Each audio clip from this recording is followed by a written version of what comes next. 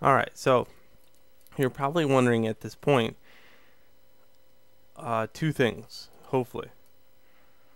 Thing number one, how do I make it so it stretches across two different polygons? Let's say I have a cylinder out here. And let's say I rotate this cylinder at 90 degrees.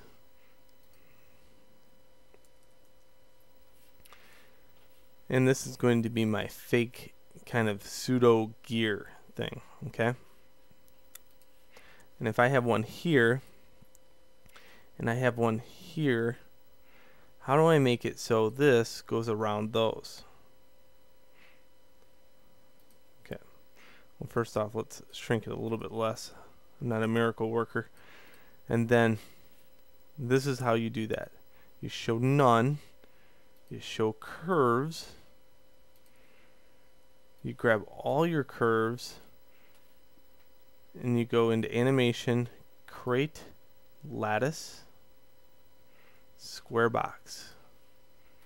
Make sure it's on 4, 4, and 4, 4.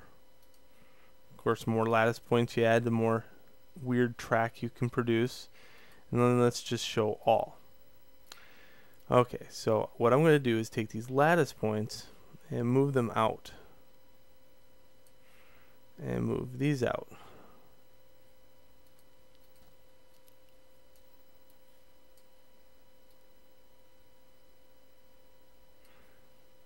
And I can squish these. Now, it's really hard to grab just the lattice points. As you can see, it wants to grab the curve really bad. So, you know, you could probably just show no curves. That'd be a way to do that. So I'm just kind of shrinking this around.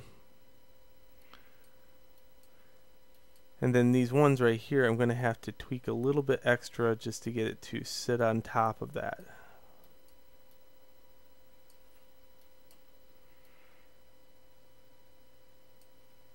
There we go. Pretty close. Pretty close. Now, again, show none, show curves. Grab all these, edit, delete by type history, show all. That way you can get rid of the lattice. Okay, when you hit play, it should rotate along that. And I mentioned two questions. So what's the second question?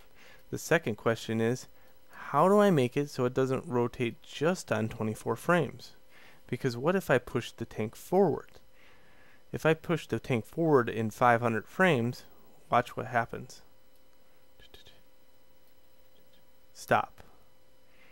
So, in the next video, I show you how to conquer or loop infinity on these so they always rotate no matter what. Alright, and I'll also show you how to group.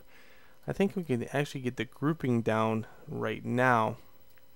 That way in the next video we're only fixing one thing. So what I'm going to do is take all these curves right here and I'm going to create a group.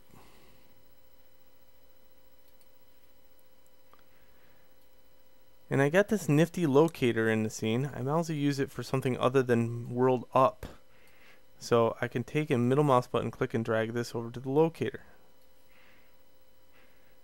I can also take my cylinders if I wanted to and add them to the group. But first, make sure you edit, delete by type history on those.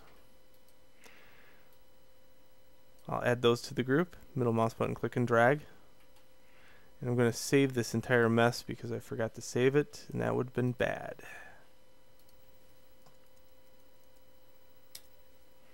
Okay, so let's test that out. This is my little rig now, and I have a locator, and the locator pretty much drives the show.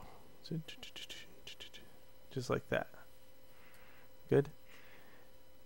And no matter where I put this, it should still rotate. So if I put it over here, it'll rotate. If I put it over here, it'll rotate, etc. and so forth. Now, in the next video, I'll show you how to loop infinity.